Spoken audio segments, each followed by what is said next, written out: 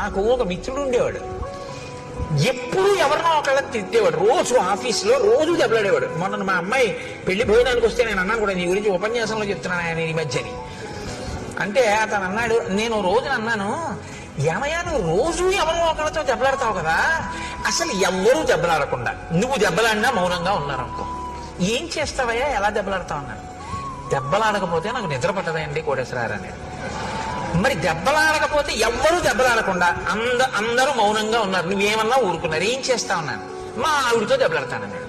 మీ ఆవిడ దెబ్బలాడకపోతే అన్నాడు, మా ఆవిడితో ఎలా దెబ్బలాడాలో నాకు తెలుసాను. నేను తెల్లబోయాను, ఎలా దెబ్బలాడతా ఉన్నాను, ఆవిడని ఎలా దెబ్బలాడగలవు నువ్వు ఆవిడితో అన్నాను. ఏముంది, ఇంటికి వెళ్ళి అడుగుతాను, ఉత్తరాలు ఏమైనా వచ్చాయా అని అడుగుతాను. వచ్చాయి అందనుకోండి. కన్యాదానం ఎందుకు చేశాడు మీ నాన్న, కన్యాదానం చేసి నాతో పంపడం ఎందుకు, రోజుకో ఉత్తరం రాయడం ఎందుకు, నీకేమో పుట్టింటి మీద వ్యామోహం కల్పించడం ఎందుకు, నిమిషానికోసారి నువ్వు పుట్టింటికి ఎడతాను అనిపించేటట్టుగా చేయడం ఎందుకు, ఎందుకు ఆపాటిదానికి ఆ పుట్టింట్లోనే ఉంచుకోపోయాడా, ఎందుకు ఇచ్చినట్టు పిల్లలని చెప్పి అయిన దానికి కాని దానికి చెలరైపోతాను అలా మెట్ల మీద. ఆవిడ కోపం వచ్చేదో అంటుంది. నేను అన్నాను, మరి ఉత్తరం రాయిపోతే అన్నాను. కన్యాదానం చేసేసాడుగా, ఇంకా ఏమైపోతాయి ఆయనకి ఎందుకు, ఓ క్షేమంగా ఉన్నావా ఏమిటని కూడా ఉత్తరం రాయడు.